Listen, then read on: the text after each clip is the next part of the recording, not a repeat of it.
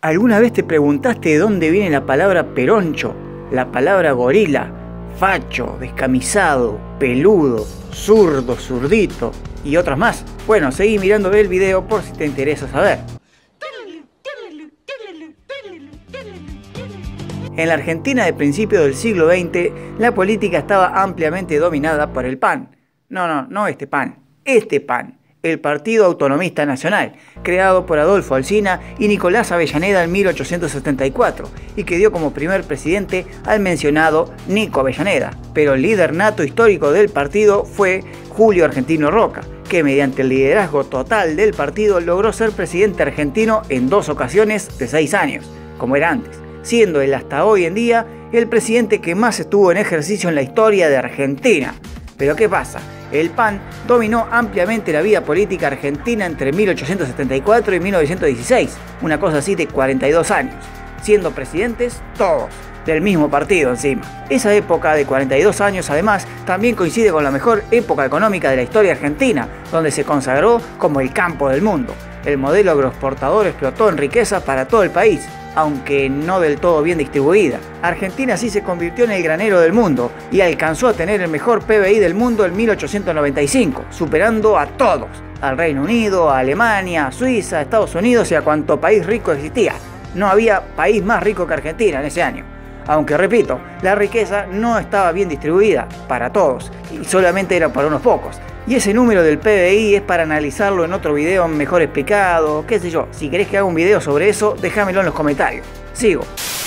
El PAN dominó por 42 años ininterrumpidamente en Argentina, desde Avellaneda en 1874 hasta el fin del gobierno de Victorino de la Plaza en 1916. Obviamente, como todo gobierno que se extiende por demás de lo debido, empiezan a saltar las corrupciones, las manos negras, las coimas, los sobornos, el choreo cósmico y otras yerbas malas. Por eso los partidos opositores que perdían una y otra vez en las elecciones con los del PAN comenzaron a llamar a esos gobiernos autonomistas como el régimen conservador. Así que todos los partidarios del partido del PAN eran conservadores, viejos conservadores. Y como todo en Argentina hay la libertad, blanca libertad para hacer política y antipolítica, el PAN, o sea, los conservadores, a su vez tenían sus subdivisiones dentro del mismo partido, como los roquistas y los antirroquistas.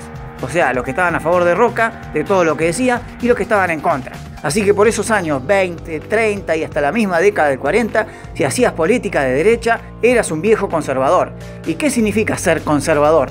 Y esto, ser partidario de mantener los valores políticos, sociales y morales tradicionales, y se opone a reformas o cambios radicales totales en la sociedad.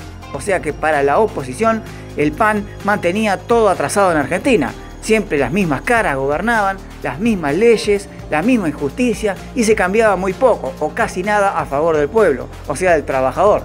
No había cambios radicales, digamos. Y acá es donde nace el otro partido importante de esos años, y es la Unión Cívica Radical, los radicales, creada por Leandro Alem en 1891. Los radicales, como dice la palabra en el diccionario, vienen a cambiar la cosa de raíz por completo. Por eso son radicales. ¡Radical!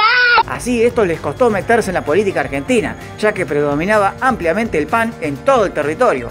Pero ante la muerte de los principales líderes como Roca y otros más, y la debilidad de los nuevos, y el inminente cambio generacional que necesitaba Argentina, finalmente la UCR puso un presidente argentino en 1916, y ese fue Hipólito Yrigoyen. Con Yrigoyen parecía que la cosa empezaba a cambiar para el pueblo, pero fue muy de a poco. Muy de a poco. Y si hubo un cambio generacional total, fue un poco para la incipiente clase media que estaban haciendo por esos años. Don Hipólito Yrigoyen era viejísimo, muy viejo. Llegó a ser presidente y muy popular, por cierto, en ese tiempo, a la edad de 64 años en 1916. Y durante su primer periodo como presidente, que duró hasta 1922, tuvo que bancarse la presión de los conservadores que querían volver al poder de cualquier manera. Y así como se bancó el martirio conservador, también apareció la sátira y la burla, típico de la política argentina, hacia su persona. Y fue a principios de los años 20 cuando la oposición comenzó a denominar a Yrigoyen como el peludo de los radicales. Pero, ¿por qué el peludo? Te cuento. En Argentina, sobre todo en las zonas rurales, vive este animalito, el peludo, que es una especie de armadillo. En otros países se llama quirquincho, o en otros países se llama tatú o tatú carreta. También es medio pariente de la mulita. Y es un animal bastante sucio, retraído, cobarde, huidizo, medio cagón. y que detesta la luz del día, o sea que suele andar más de noche.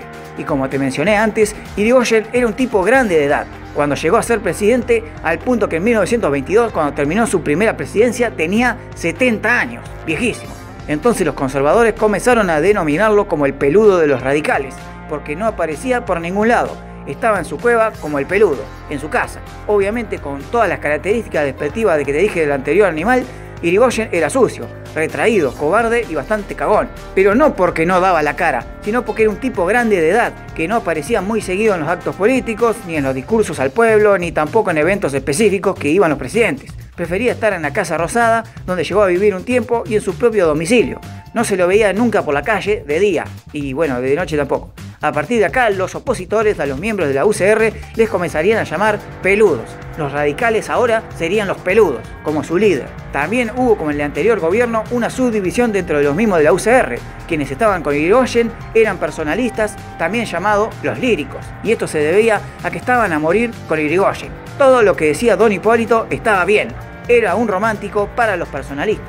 Y también surgió la oposición dentro de la misma UCR, como los antipersonalistas, o sea, los anti-irigoyenistas, que estaban en contra de todo lo que decía Irigoyen, que también eran llamados los rojos, porque ese era el color del partido en sus inicios en la época de Alem. Pero luego de la década infame de 1930 a 1943, llega al poder en 1945 un nuevo partido político, revolucionario, llamado el Partido Justicialista, creado y liderado por Juan Domingo Perón. Y acá surgen dos denominaciones despectivas más al suculento diccionario político argentino. El primero fueron los cabecitas negras. Racismo, uff. Y es que el gobierno peronista había llegado para imponer la justicia social en todo el territorio nacional. Todo lo que había quedado adeudado de los conservadores con la clase alta y el radicalismo con la clase media, Perón venía a gobernar para la clase baja, para los pobres, para los crotos, para los olvidados, para los trabajadores, para los negros, para los cabecitas negras. Y como todo en Occidente, lo de color negro siempre es malo, bajo, inútil, despectivo. Así que el gobierno peronista era el gobierno de los cabecitas negras, de lo más bajo del pueblo. También surgió con los años peronistas otra denominación despectiva que, al contrario del anterior, sí fue tomado como una ofensa primero, pero luego fue terminando aceptado. Y ese fue el de los famosos descamisados. Y ese apodo surge del mismo nacimiento del peronismo de masas, allá por el 17 de octubre de 1945, con el famoso Día de la Lealtad Peronista, y fue cuando el pueblo en masa fue autoconvocado para reunirse en la Plaza de Mayo para pedir por la liberación de su líder, que se encontraba preso. El calor de ese día de octubre, y debe haber sido muy caluroso ese octubre porque hoy en día octubre sigue siendo frío, ese calor de octubre hizo que muchos de los convocados se metan en las fuentes de la Plaza de Mayo a refrescarse del calor, y otros se sacaron las camisas y camisetas, prendas típicas de la época. Y así surgen los descamisados de Perón y luego los descamisados de Evita como movimiento. Para la oposición, el descamisado era el mal educado, el pobre, el exhibicionista, el inmoral y sobre todo el ignorante peronista. Ahora saltamos hasta el fin del gobierno de Perón en 1955, cuando una junta militar lo sacó del sillón de Rivadavia y lo obligó a sentarse al sillón del exilio por 17 o 18 años. Por esa década, el antiperonismo siempre fue denominado como los conservadores, o peludos para los radicales. Aunque ya eran muy pocos los que quedaban del PAN, el peronismo metió a todos en la misma bolsa y denominó conservadores también a los radicales. Pero en los últimos tiempos, antes del derrocamiento de Perón en 1955, el antiperonismo comenzó a autodenominarse como los gorilas de la política argentina. Los gorilas se autodenominaban porque en esos años el primate más famoso era el gorila, quizás influenciado por la película de King Kong en 1933, qué sé yo, quizás. Por esos años se tenía conciencia de que el gorila era el más inteligente de todos los primates. Todavía no se sabía mucho, por ejemplo, del chimpancé, ni mucho menos del orangután, que son primates más inteligentes. Así que una vez sacado Perón del gobierno, comenzaron a gobernar los gorilas de la Junta Militar. Y como esos gorilas de la Junta Militar fueron apoyados enormemente por los radicales, el peronismo comenzó a denominar gorilas a todos los que se oponían directamente a ellos. En los años 60 surgieron dos denominaciones más al diccionario argento de puteadas políticas. Y esos son el conocido facho y el recontra reconocido zurdo o zurdito. Veamos. El facho es fácil, proveniente de la doctrina fascista de Mussolini en la Italia de los años 20 y 30. O sea que para los miembros de la Junta militares, para los militares y sobre todo para los que apoyaban a los militares, les cabían el facho. O sea, eran partidarios de los gobiernos totalitarios o de las dictaduras. Y esa denominación despectiva la hizo muy frecuente los partidos de grupos de izquierda, como los comunistas, los socialistas y también los peronistas marxistas de los años 60. En esta década martirizada por el marxismo en el mundo, que se mezcló con cuanto partido popular de cada país luchaba contra las dictaduras, sobre todo en Sudamérica, el término zurdo o zurdito les cabió a todos los que estaban en contra de las dictaduras, sobre todo aquellas personas que victoriaban las arengas de Perón, por ejemplo en Argentina, pero también victoriaban al Che Guevara y a todo lo que provenía de la Unión Soviética. Ser un zurdito en los años 60 era ser antiimperialista, enemigo de Estados Unidos y simpatizante de las promesas comunistas y hazañas de la Unión Soviética, la Cuba de Fidel Castro y todos los movimientos obreros de izquierda. En los años 70, estas dos denominaciones, que hablamos de facho y de zurdo, se mezclaron con otras dos intercambiándolas o cambiándolas, y sumando una nueva ofensa al que la recibía. El facho pasó a ser el bigote, por ese montón de pelito abajo de la nariz que usaban los miembros de la policía y de las juntas militares setentosas. Y el zurdito pasó a ser el subversivo, que son aquellas personas que pretenden alterar el orden social o destruir la estabilidad política de un país. Durante los años 80 y 90 las denominaciones fueron casi las mismas. Al radical se lo seguía llamando peludo o a veces gorila. Al partidario de las dictaduras se lo seguía llamando fachos o bigotes. Y al peronista se lo seguía llamando cabecita negra o a veces zurdito, si era del peronismo de izquierda. Viste, como los montoneros, lo de la Juventud Peronista y otras agrupaciones. Y llegamos hasta el siglo XXI, donde surgen los actuales términos que la gente comenzó bardeando, pero luego se tomó como denominación que no ofende. Viste, como el caso de las gallinas con River o los bosteros con Boca, que primero fue una ofensa, hoy se autodenominan así orgullosamente, aunque sus orígenes fue de ofensa, de racismo y discriminación total. Con los gobiernos kirchneristas del peronismo del siglo XXI surgió en la oposición el actual peroncho. Y el peroncho es aquel partidario de los gobiernos peronistas kirchneristas, de Néstor, de Cristina y de Alberto y otros más. Pero ¿de dónde viene el peroncho? Y la palabra viene de la fusión de dos palabras argentinas, que son peronista y groncho. Te cuento. Para los antiperonistas del siglo XXI y también para algunos peronistas viejos de derecha, el peronismo de los Kirchner es una decadencia absoluta de la vieja doctrina de Juan Domingo Perón, ya que, como recordarán si viste estos videos que hice anteriormente, en los años 70 se disputó el poder y liderazgo del partido, los peronistas de derecha como los sindicalistas y los peronistas de izquierda como los guerrilleros. Los Kirchner representan una nueva ola de peronistas pero decadentes, o sea que van perdiendo la fuerza progresivamente, también pierden importancia, intensidad y los valores del viejo peronismo de Perón. Y el groncho, en el idioma lunfardo argentino, proviene del significado de la persona vulgar, el ordinario, que carece de modales debido a su baja condición social. Es el decadente, el mal educado y sobre todo el ignorante. Y si unís ambas palabras y ambos significados, nos da un peroncho, aquel partidario del peronismo del siglo XXI completamente alejado de la vieja doctrina peronista del siglo XX y con una ordinariez total, muy marcada sobre todo en valores e inteligencia. También el kirchnerismo cambió la fisonomía del término gorila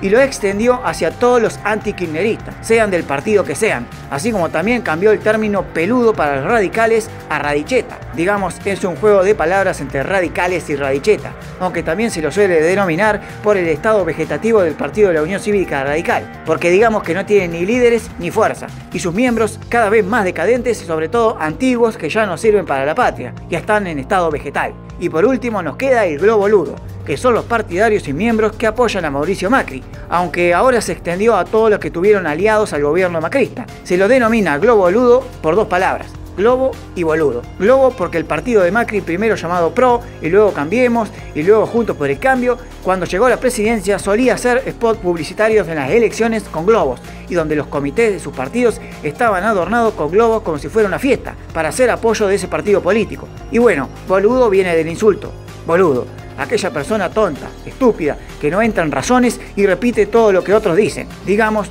un irresponsable e ignorante. Juntamos estas dos palabras para el globo boludo y son aquellos partidarios del macrismo que son tontos, irresponsables y que por lo general están movidos por el antiperonchismo de los K. Y así termina este video. Y no te olvides, de dejar de pelear por política. Porque mientras vos te bardeas con la gente, o con amigos, o con familiares por política, ellos están juntos. Solo es teatro para las masas que los siguen como bobos. No tengas líderes. Solo el mediocre necesita líderes. Acordate de eso.